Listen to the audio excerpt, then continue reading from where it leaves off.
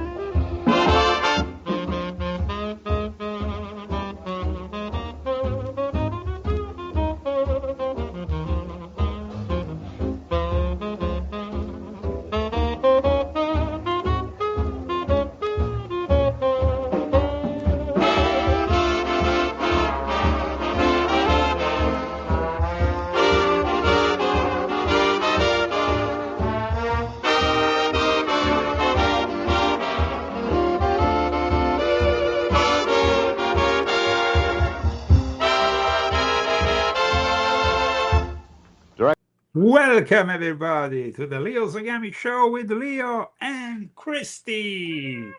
Here we are. And who are the sponsors of today's show, Christy?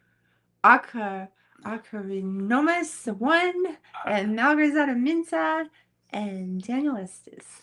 Okay. Thank you guys so much, and everybody that bought the book. Thank you so much. Yes, this is a subject that actually it's in the book, my latest book, The Vatican Top Secret Alien Agenda.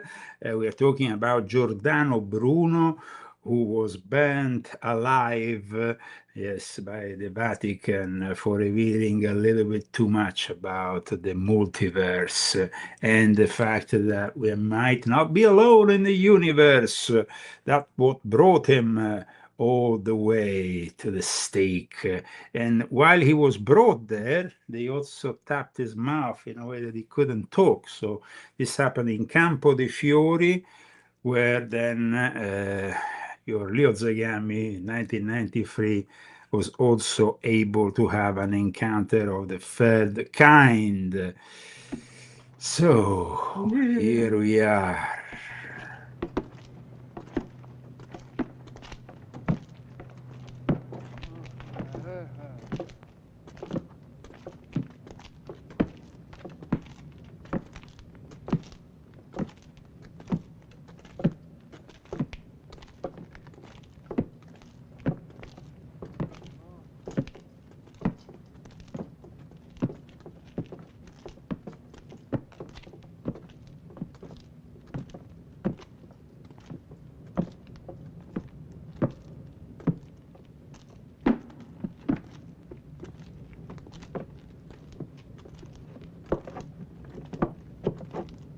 February 17 of the year of the Lord 1600,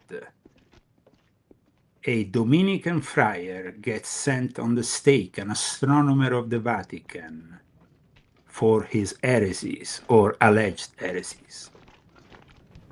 The place is Campo dei Fiori in Rome.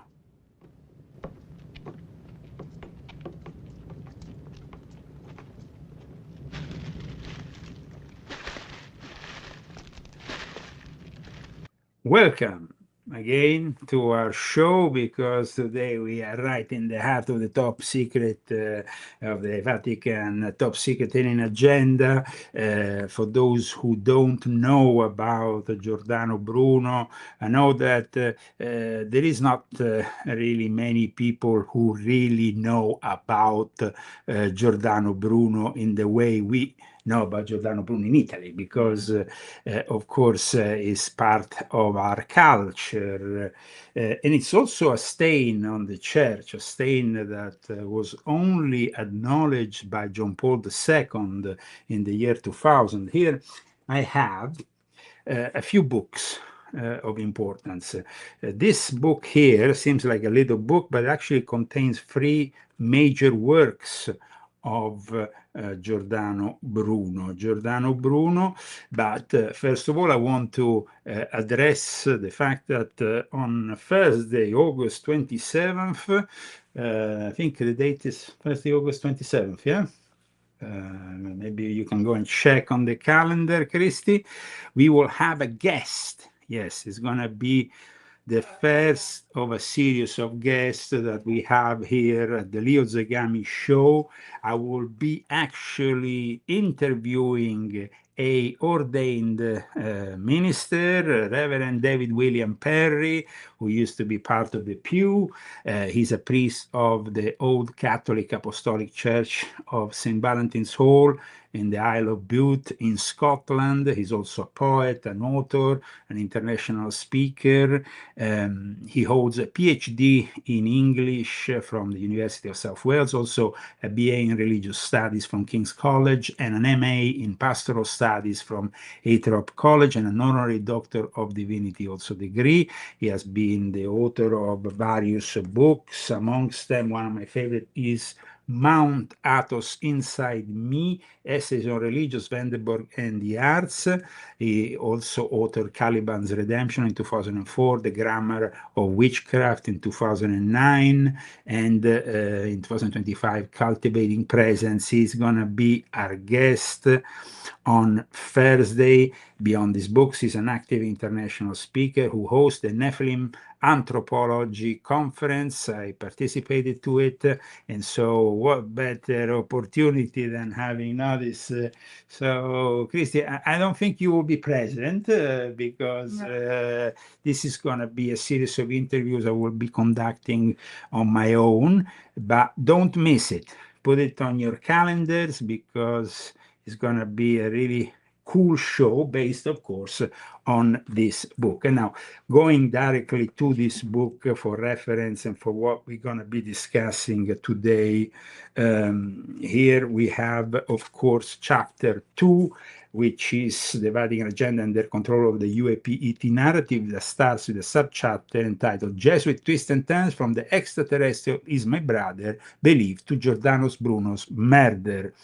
And of course, we have regarding Giordano Bruno so much really that we can say. Like I said in the book, he also created this iconography, this bust iconography, based, of course, also on Raymond Lull's technique of using rotating concentric paper wheels inscribed with letters and symbols to systematically combine fundamental concepts. Let's not forget that Raymond Lull, who was also in a way persecuted by the Inquisition after his death, though he was protected by his own Franciscan order, and eventually became almost a saint for the Catholic Church a couple of centuries ago. So the Catholic Church tends to change sometimes.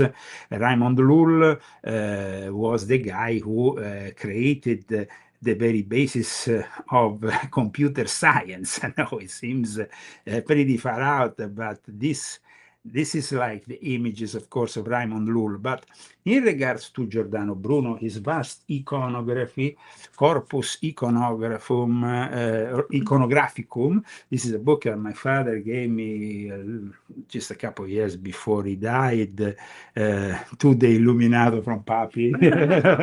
And it's, of course, fueled with all his various images that, of course, come from the various books.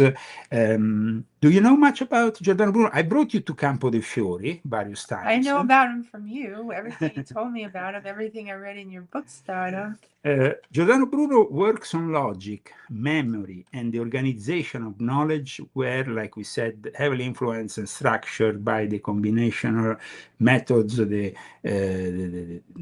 the illustrative methods of the Mallorcan philosopher Raymond Lull. But the monument, first of all, to Giordano Bruno in Campo dei Fiori, that we showed also briefly at the beginning of the show. Here it is.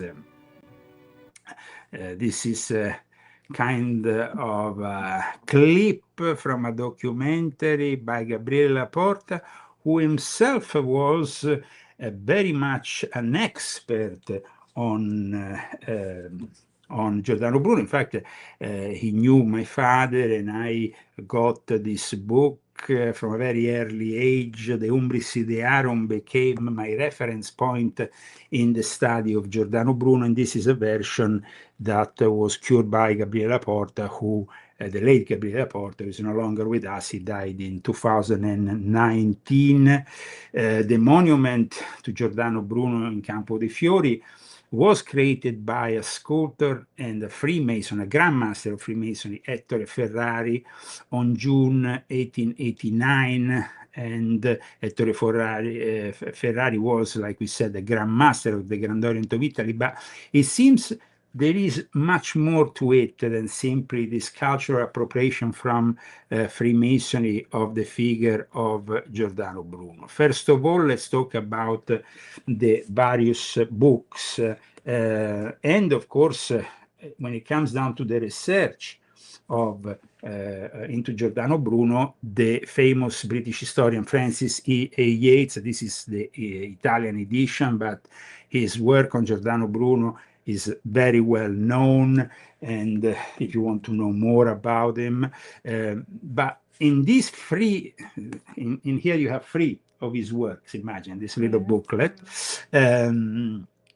These three books are important. First of all, the essence of Lo Spaccio della Bestia Trionfante, which is the expulsion of the triumphant beast that was published by him in 1584. This is a vigorous call for the moral and civil reform of humanity, disguised as an allegorical myth in which Jupiter and the gods drive the vice constellations out of the heavens and replace them with virtues. Let's not forget that he uses a lot of allegories, but he also was an astronomer who defends and surpasses the Copernican system, proclaiming an infinite universe populated by infinite worlds and fighting against ignorance and cultural dogmatism. Then we have also another important book which is in here, which is the Heroic Francis, the essence of what is the Eroici Furori, is the celebration of intellectual love and the fact that we are brought towards total truth. And it's not simply a vulgar frenzy. It's something that goes towards driving the intellect to seek the original unity of the cosmos. Another text which we find also in this seemingly a booklet, but in reality it's 3 books in a very condensed format, is the concept of that we find in this, of course, Eroico Furore, which is very important, like other passages of other books of. I must put my glasses. Yes, yes. Otherwise, I'm gonna. So there is no certain historical proof that Giordano Bruno, who was born in 1548 and was put on the stake in the year 1600, was an official member of the Rosicrucians. But the Rosicrucian emerged soon after his death, and apparently he himself created a sect known as the Giordanisti. And during the Venetian trial, which he was subject to, Bruno, the accuser Giovanni Mocenigo, reported that Bruno's intention was to create a new philosophical current or sect. And many people think that he was a forerunner to the Rosicrucians, to those Hermetic circles, of course, that came later. Hermeticism and natural magic, Renaissance magic, is not witchcraft. Plus the conception of infinite words, but also something else, something which I wanted to address in this book. It regards the fact that he created also a visual manifesto for his work. This visual manifesto, these hermetical seals, are very important because at times they resemble the crop circles that we find in more recent times. So you have, of course, the possibility here of viewing them in the iconography of Giordano Bruno. I have plenty of images here that have been made by him. I mean, I'm going to show you, for example, 4 panels. I find it incredibly hot, sorry guys, so I'm going to put a little bit of fresh air. It's really hot today. It's very, very, very hot. hot. Maybe I should take off my tie. Is this too hot? No. Too hot. Da, da, da, da. Woo. Da, da, da, da. Woo. Da, da, da, da. Okay. Woo-wee, take it off. Oh, yeah. Woo-hoo. Guys, yeah, no. I don't have any dollars to throw at you. Okay, guys. Sorry, but I'm giving up on the tie. Oh, well. That's it. No, it's too hot. I can wear it. Huh? I can wear it. You want to wear the tie? Let me see. I hope you know he ripped my stocking with this thing you stuck on him. You ripped the stocking? Well, I just made him he was all pleasant to this 33-degree I'm not gonna wear insignia. your tie. I was just kidding. Okay. I was kidding. Okay, guys. Sorry for that. Yes, sorry. Yes. We're gonna have a break here.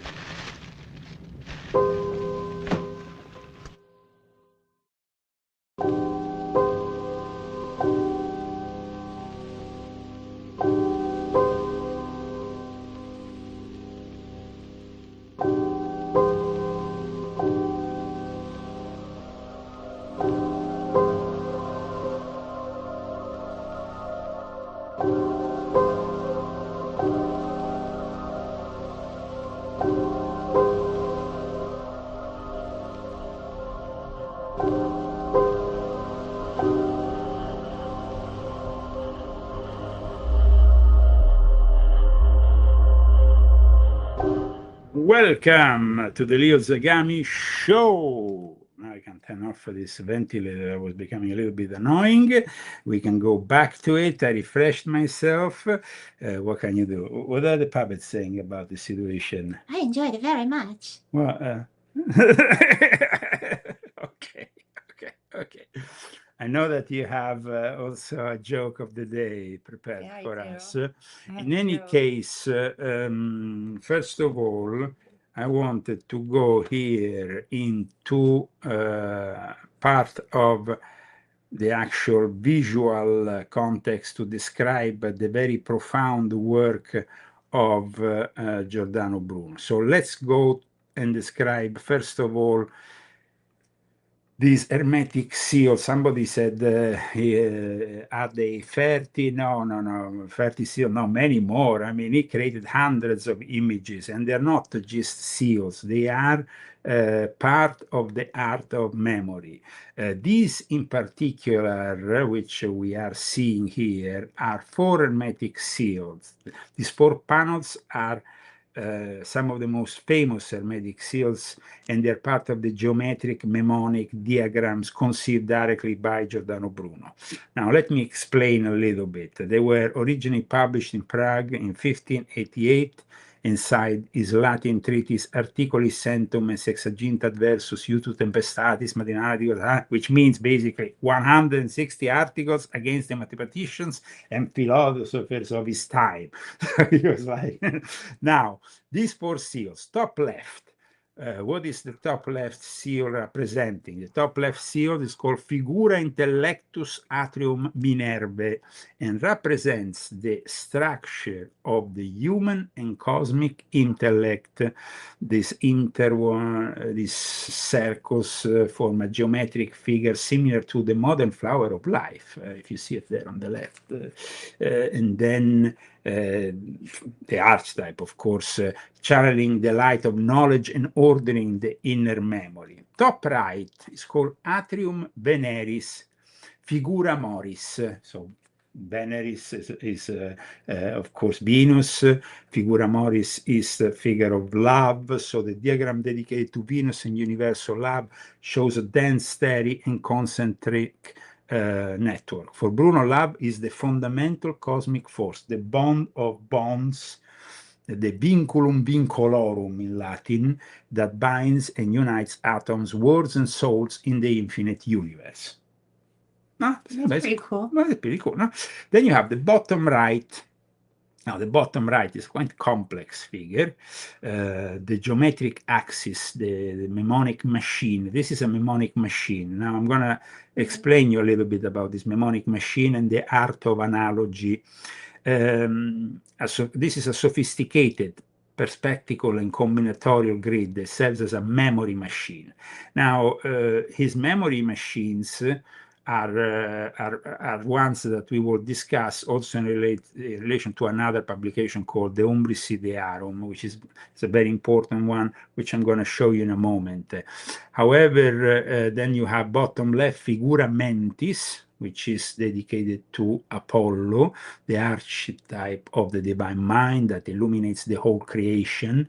The petals that you see, we're talking about the image you see on your bottom left, are part of the geometrical structure that underlying reality. Now, these woodcuts are not mere geometric decorations. They represent the boldest visual synthesis of Brunian thought. For Bruno, conventional geometry was blind because it was separated from nature. With these drawings, he proposed a living and sacred geometry structured on 3 great levels of universal archetypes: the mind, the intellect, and love. The borders of each black square are studded with small vegetable symbols and hearts. Bruno insisted that the engravers insert these elements because the reason was magical and talismanic in a way. He wanted to reinsert the symbols of the natural, celestial, and affective world into the aridity of mathematical lines.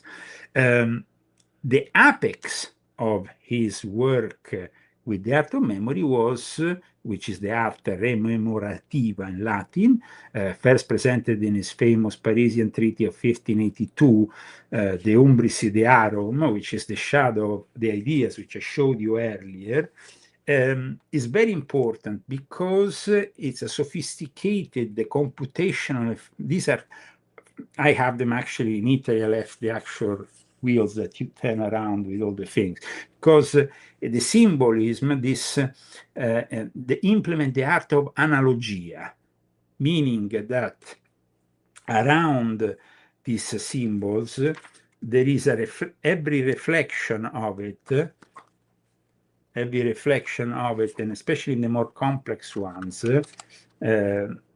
is part of the art of memory. And I'm going to give you a brief description of what the art of memory is for those who want to maybe dig deeper into this topic.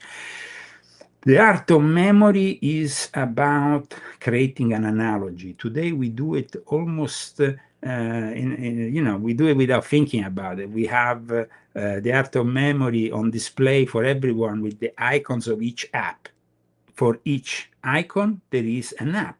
We associate to that icon an idea. We associate a feeling, maybe. We associate a purpose.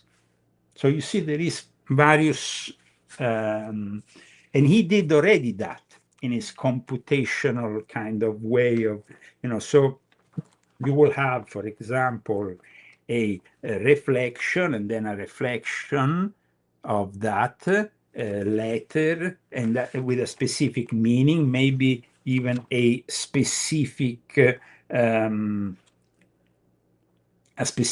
planet, a specific zodiacal sign, which were very important also in the work of Giordano Bruno. Every time I hear, especially here in the, from the, this one in particular, watch, the reflection, it's incredible, no?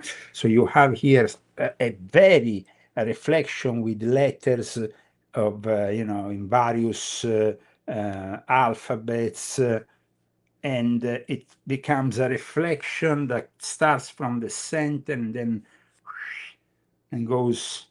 And this is very important because these various wheels then tend to emanate some profound messages. So let me explain you a little bit better the functions of these wheels. Bruno adapted the combinatorial, computational, even if it wasn't yet such, of Raymond Lullo, turning letters, actions, and objects into rotating rings. Mental computation, turning these rings in the mind, allows the person to generate thousands of symbolic combinations. Now, in the old days, before the advent of logic, when you were doing analogic, so you analog things are an analogy between one thing and the other. So you associate the image of a lion with the image of with the sun, or with Jesus, or with, so you see it creates.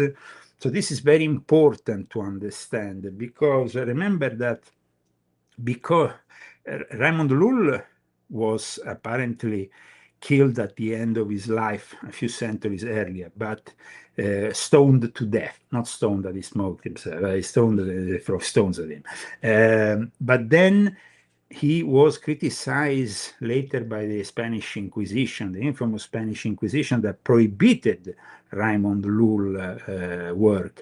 And then you have Giordano Bruno, who is this Dominican friar. The Dominicans had control of the Inquisition until they lost it to who? To the Jesuits. And in fact, it will be the Jesuits of the Inquisition who sent Giordano Bruno to die on the stake in Campo dei Fiori.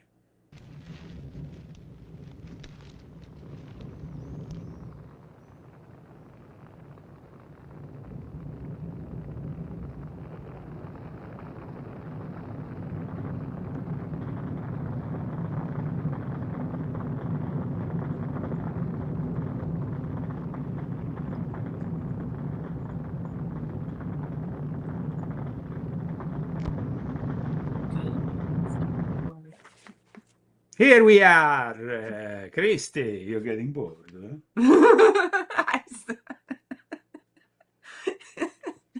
Okay. Yeah. So here, from my latest book, The Top of Vatican Secretarian Agenda, here we are. At his sentencing, Bruno mocked the judges, claiming they were afraid of him than he was afraid of them or their sentence. Maiori forsan cum timor sententiam in me furtis quam. It's okay. It's, skip the Latin part. Okay. Just give us the translation. Okay, you pronounce this sentence against me with greater fear than I receive it.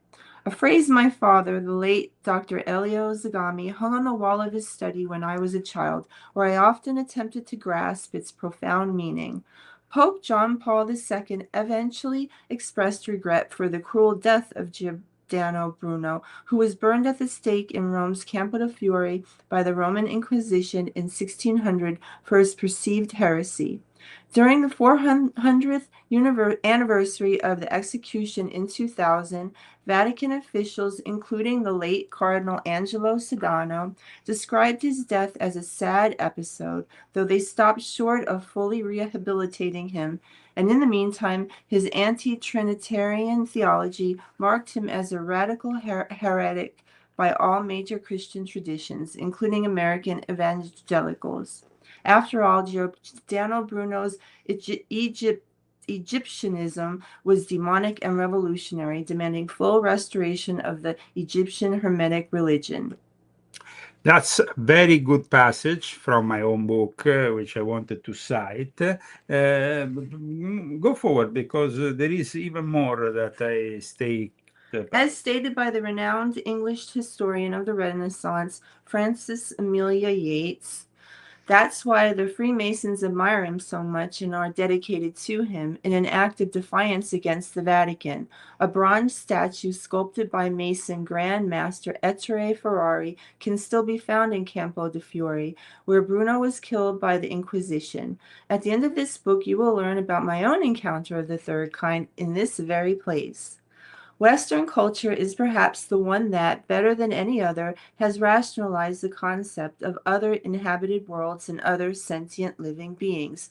This reflection originated a long time before Bruno was even around, within the sphere of Greco-Hellenistic culture, as Friar Carlo Giustozzi, a Catholic priest, reminds us in his unprecedented university thesis for a clergy member on the idea of extraterrestrials, a brief history overview, that was publicly presented for the first time in Florence, Italy 10 years ago on November 6, 2016, of which was this brief extract.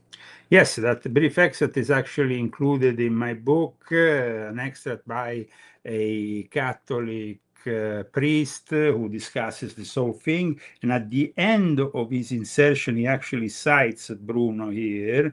The earth as a great It's actually, let me see, because I remember here, Giordano Bruno. Just read the last here, the assertion of the word infinity, from there to here. The assertion of the world's infinity is first articulated, a claim immediately taken up by Giordano Bruno, 1548 through 1600, who conceives of the earth as a great animal, endowed with a dynamism and a soul that enables it to move around the sun. Now, like I also stated in this book, there is these hermetic diagrams or figures that resemble in some cases today's crop circles, because it is all, the universe for him was one big thing, and so is the matter also of consciousness that emanates and that is part of every, so, you know, the whole universe as a living object, really, that in some way communicates. And then we see that in the same period, though, he ends up going to England. He goes to England, he goes at the court, he goes to visit, of course, the court of Elizabeth I. At the time, there was this war going on, which then, was amplified by the acceptance of the Jesuit order in 1540, the Council of Trent, the Jesuits who were the secret service of the Pope against the secret service of Elizabeth I. And so there is also some suspicion that actually Giordano Bruno, who was always going around Europe from Prague to Paris to London to all these places, somehow was also not trusted by the church any longer, not only as a friar, but also as a possible spy of the Queen of England. So there was, and the Queen of England is the one that called John, created the secret code for John D. 007. So the very basis of the intelligence services that then manifested after 1560, the entity, as I also remind my readers in this book. And of course, in a more detailed manner, this is also the subject of volume 12 of my Confessions, which is a book I highly recommend if you really want to know the history of the Jesuits. And the Jesuits were the ones who ultimately sent him on the stake, were the ones who sent him on the stake. But there is also another element of importance for me personally, because I went to live there in 1993, and in Campo dei Fiori, there is this small, there used to be this small puppet theater, the puppets, and in this puppet theater, that's where I practiced for a few months the magic of Abramelin the mage, and where eventually I got manifested Hocus pocus, abracadabra. Oh. So somebody says, why do you say that the what is that? Debashite? I don't understand this. What?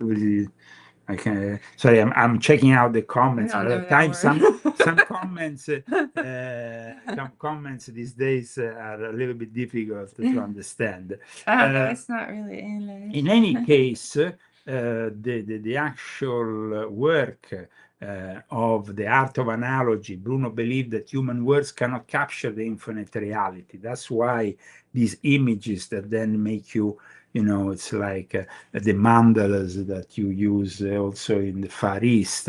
These wheels help the mind process analogies, letting intelligence move from earthly images up to the divine idea. So somebody asked me, what is this book? This is the Corpus Iconographum.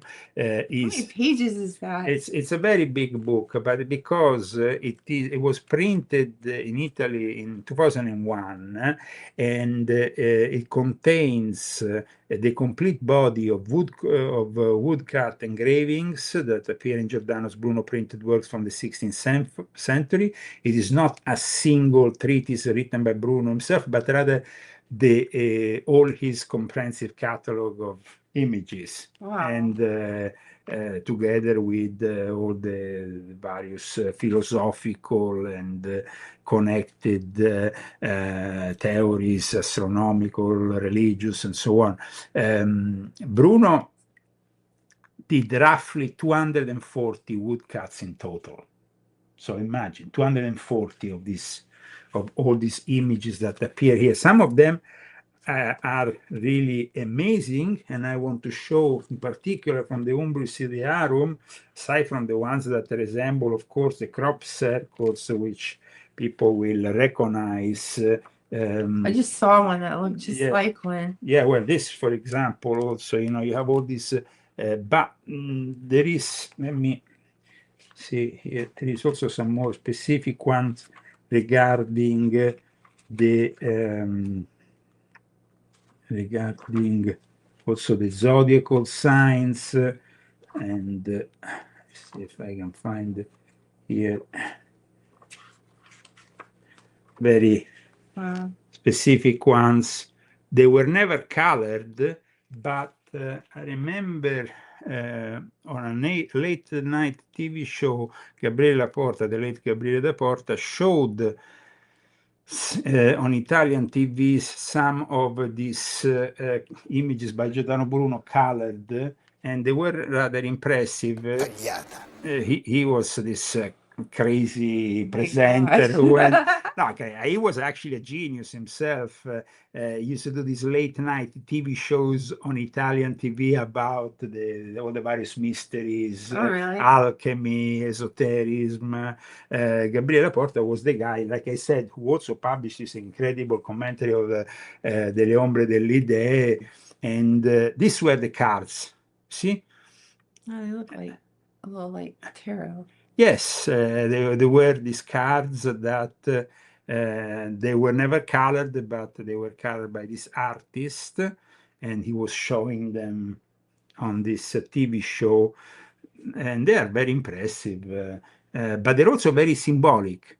let's not forget, guys, that they are all very symbolic. This, for example, is the symbol of Aries, the sign Aries. This is the sign of Bilancia. How do you say Bilancia? Is that Sagittarius? No, the Bilancia, the one with the two, how you say? Oh, balance. Yes, and then you have, this is Cancer. And this is Taurus. And then you have, this one is twins. Gemini. Gemini. That's me. That's you.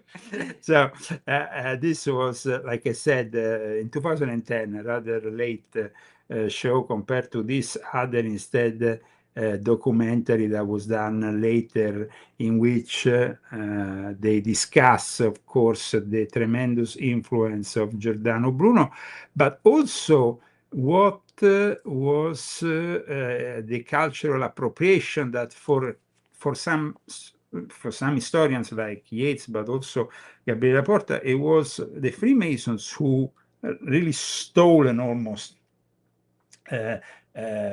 Giordano Bruno's work in a moment in which they needed, at the end of the 19th century, there was the unification of Italy. The Vatican was being contained as a temporal force, you know, with they didn't have any more control over the center of Italy. The Carbonari, the Illuminati, the Freemasons had fought to unify Italy. So here we have definitely a situation in which Giordano Bruno, this guy who was put on the stake, could be used as a revolutionary image, even if himself was actually a guy who was part of the church.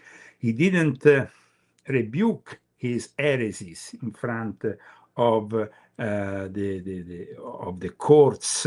He didn't want to come to compromises with the Vatican. In 1973, this movie was made in Italy about him, and is unfortunately one of the few works that we have that were made on film about Giordano Bruno. It's almost like it's still a subject that they like to keep a little bit, you know, contained. It's quite incredible the fact also that he was discussing the pluralism of words in one of his publications, and that he was imagining the fact that there might be other beings living in other worlds. And that was something that, of course, the church didn't really accept at the time. So we have a visual dimension, which we have discussed, which was rather unique, with this art of memory, with this possibility of not only having some explanations on the astrological and zodiacal and symbolic images, but also to dig even deeper inside yourself and inside your conscious.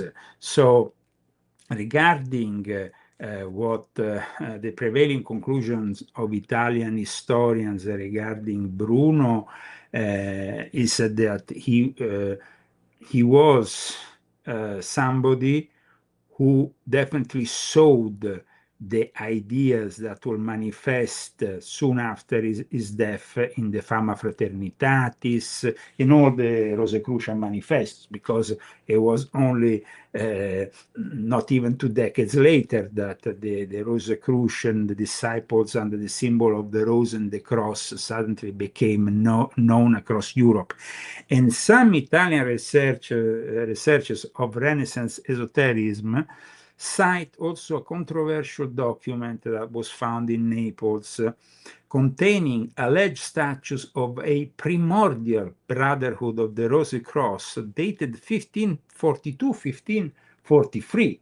So if the Rosy Cross appeared in Germany in 1614 and 16 later, much later, but this is like the early start. Maybe in Naples, let's remember that in Naples later on we will have also the initial the beginning of what will become the Egyptian rites of Memphis and Mizraim, the whole school of Cagliostro, the Arcana Arcanorum, that derives from those, like I explained in volume 1 of my confession, from those magicians who came with Cleopatra to Rome, and Cleopatra married Julius Caesar and were left in Naples. And from there on, they kind of cultivated this magic, of course, underground, because they couldn't go overground because of the church that will that could persecute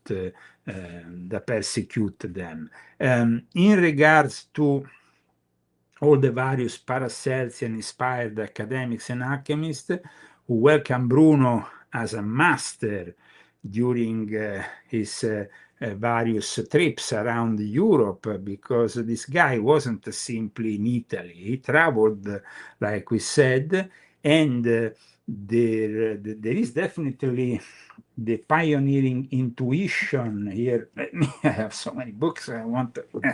This is the Rosicrucian Enlightenment of Francis Yates, and we find Giordano Bruno often cited in this book, and I would like Christy to read, in fact, this paragraph here in regards also to Prague, the magical city of the alchemist, where we have many people of great importance, including John Dee, who will later go there. So if you can read this from here, yes. In the tense atmosphere of Europe between the 16th century wars of religion and the 30 Years' War, the death of Emperor Rudolf II in 1612 had marked a moment of crisis. Though a member of the House of Habsburg, Rudolf had held aloof from his nephew Philip II of Spain and had mysteriously buried himself in abstruse studies. He moved the imperial court from Vienna to Prague, which became a center for alchemical, astrological, magico-scientific studies of all kinds. Hiding himself in his great palace at Prague with its libraries, its wonder rooms of magico-mechanical marvels, Rudolf withdrew in alarm from the problems raised by the fanatical intolerance of his frightening nephew. Prague became a mecca for those interested in esoteric scientific studies from all over Europe.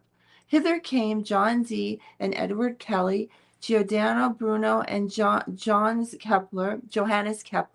However strange the reputation of Prague in the time of Rudolf, it was yet a relatively tolerant city. Jews might pursue their Kabbalistic studies undisturbed. Rudolf's favorite religious advisor was Pistorius, a Calabist, and the native church of Bohemia was tolerated by an official letter of majesty. The Bohemian Church, founded by John Huss, was the first of the Reformed churches of Europe. Rudolf's toleration was extended to the Bohemian Church and to the Bohemian Brethren, a mystical brotherhood attached to its teachings. Prague, under Rudolf, was a Renaissance city, full of Renaissance influences as they had developed in Eastern Europe, a melting pot of ideas, mysteriously exciting in its potentiality for new developments. But for how long would this relative immunity from the forces of reaction continue after Rudolf was dead? The problem was postponed for a short time by the election to the empire and to the crown of Bohemia of Rudolf's brother Matthias, an old man and a non-entity who soon died also, and then the problem could no longer be postponed. Thank you so much, Christy. That was wonderfully read. You did a great job, I must say. And it's very important to understand that Giordano Bruno needs to be, first of all, considered an astronomer of the Vatican, because he wasn't simply a Dominican friar. He was a scientist. But at the time, of course, certain things were controversial. He didn't want to rebook anything of the thing he had asserted around his trips around Europe. So he ended up, of course, persecuted and on the stake. Giordano Bruno proposed that the universe is infinite. That's why the multiverse. Its infinite contains an endless number of distinct worlds and suns. This idea of cosmic pluralism rejects the center-based cosmos and anticipates the modern concept of a multiverse by arguing that the reality is an endless sea of varied planetary systems. Space, though, has also no bounds, no edge, and no center. There is countless worlds, but there's also the possibility of countless dimensions. Divine unity, though, is always there. God and the universe are one. Infinity is the true sign for Giordano Bruno of divine power. Earth, in Bruno's vision, is not special. And that, of course, put him in a complete, the Vatican couldn't have somebody who made such a statement. There is, of course, all places, other places in the cosmos that might have the similar or same physical laws and basic matter. So here we have definitely Bruno, who for his idea of an infinite universe was led to death. And that is really sad, because it is sad to know that, somebody was sent to die for his own ideas. Revolutionary as they might be, still, a man shouldn't be sent to the stake in such a brutal way because of his alternative ideas. Don't you think so, Christine? I mean, they can be judged as an heretic. It can be somebody who might not be in line with the ideas, the dogmas of the church, who refuses the Trinity, who refuses certain concept that, but of course, it is the Catholic Church was treating this as an important matter to make such a decision and to have him sent to the stake in the center of Rome.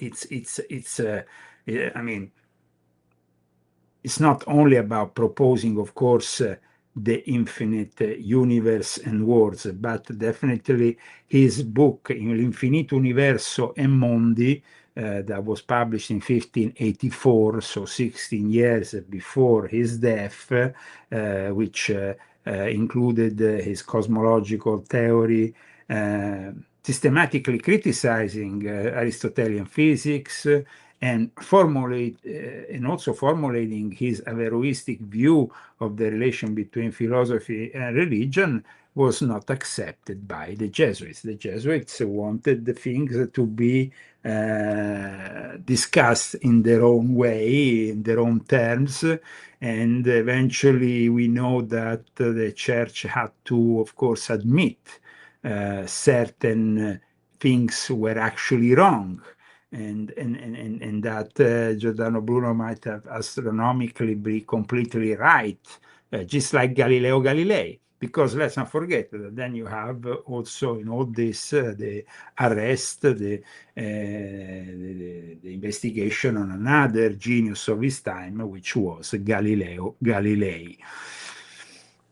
I think that we are definitely now in 2026 assisting to another cover-up of the truth that is directed by the Vatican. This time the Jesuits are there in charge of disclosure, of their, of controlling people and the narrative behind the disclosure. We talked about Danny Sheehan, we talked about David Grush, we talked about Luis Elizondo, we talked about all these people who now are admitting there is a reverse engineering program by the US government, that we have allegedly these crafts, that we even have some alien beings, but the church at the same time writes books where they say they want to baptize an extraterrestrial, and then now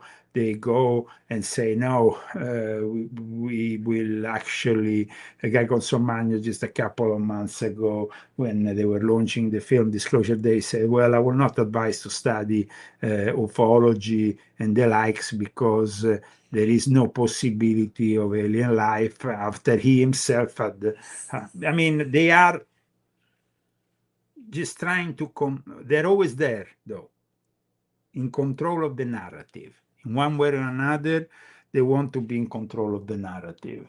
And they continue to be from the time of Giordano Bruno till now. I mean, Giordano Bruno was a free-minded spirit. See what happened to Leo Zagami. Leo Zagami was in Italy, was, of course, feared by the Vatican, was questioning certain things, and the Vatican didn't like it, and they made sure that the Italian authorities persecuted me. So I find myself at times these days thinking, what would have happened to me 500 years ago, 400 years ago, at the time, for example, of Giordano Bruno? Would I have been also put on the stake? Probably yes. Yeah. Probably yes. And anybody who goes against such powerful people like the Church of Rome might risk their life, especially if they are in Italy, which is, yes, they have a republic that was founded by these Freemasons who wage war against the Vatican, but these days, in reality, behind the closest, behind the scenes, the Masons and the Vatican are all in it together. Mm-hmm. We saw it ourselves many times when we were in Italy. Freemasons and priests hand in hand, Jesuits and priests hand in hand. And so this is the thing here that we are fronting. We are fronting the same enemy.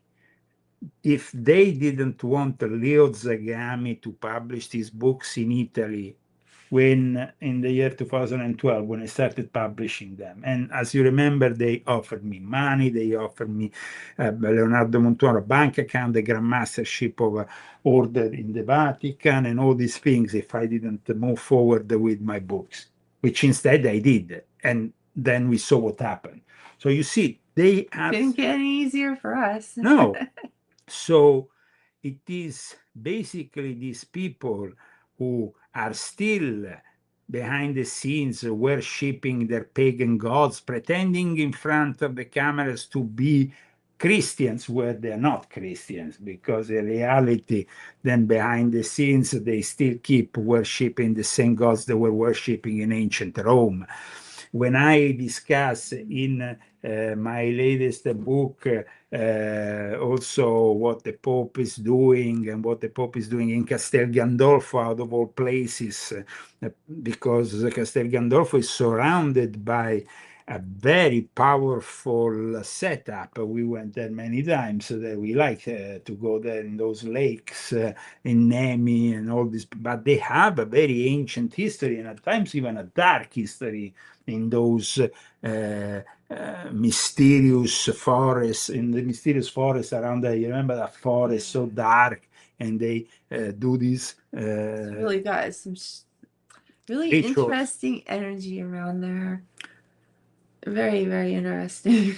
Well, definitely very powerful energy. And There's just a lot of powerful energy in Italy. Yeah, Really. yeah, that's for sure. Yeah, absolutely, absolutely. Well, I hope you enjoyed today's show, and I hope that you will get your copy of the Vatican Top Secret Alien Agenda to know more about what we have discussed today.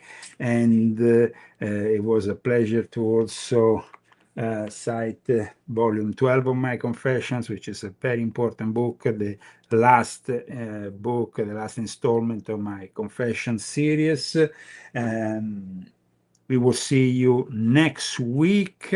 I have already in mind a great show for you next week, but I'm not going to say more about it because it's going to be a surprise. In the meantime, don't forget the joke of the day. Okay. Yes, I Christy. don't know who should tell it. Okay. What do you call a fake news? I didn't say the joke yet. What? Somebody's laughing. You can't do that. Okay. I have to say the joke. Okay. Okay. I don't know if I can do it now. No, do it. All right. What do you call? Wait. What do you call a fake noodle? A fake noodle. Fake noodle? What do you call a fake noodle? An imposter!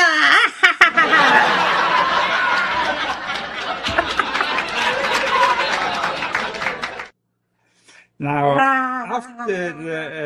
after this joke, I want to end up the show regarding Giordano Bruno, because in the end, we can also say that Giordano Bruno was almost like a sacrificial lamb, a little bit like Hiram Abif is represented within Freemasonry symbolically. He has to die and rise again, so his knowledge is like then picked up after his death. So I don't think that his death in the year 1600 was actually a coincidence, because then from that moment onwards we had the rise of the Rosicrucians, and then later on Freemasonry, and all these various secret societies of the Illuminati, and himself. Watch him. You see? Don't you know there are no coincidences? Show his symbol here. What is it? Yeah. I got him his 33-degree symbol here. Watch him. How long is that going to stay on there? I don't know, but for today it's okay. Okay, so who were the sponsors today, Christy? Daniel Estes.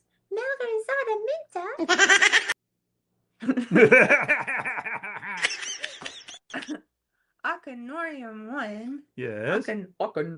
Acanorium 1. Yeah. And all the people that bought the books. Yay! Okay. I need to go to puppet school. Yes, you need to go to puppet school. We have the wife of a friend of mine who actually went to puppet school. Wow. That's quite impressive. Anyway, see you next week. Remember also we have a special interview on Thursday. Leo Zagami interviewing an ordained pastor on UAPs, aliens, and the Nephilim. It's going to be a great show, an extra show. So please help us out. Purchase one of our books, and we have, amongst other things, also Zagami Family Cooking Book, which is the authentic Italian cooking, and Christy is also preparing a volume 2. Yes, but volume 1, if you don't have volume 1, is full of great recipes. What is that face? What is that face? Okay. I just like to dance. Trying to keep it on.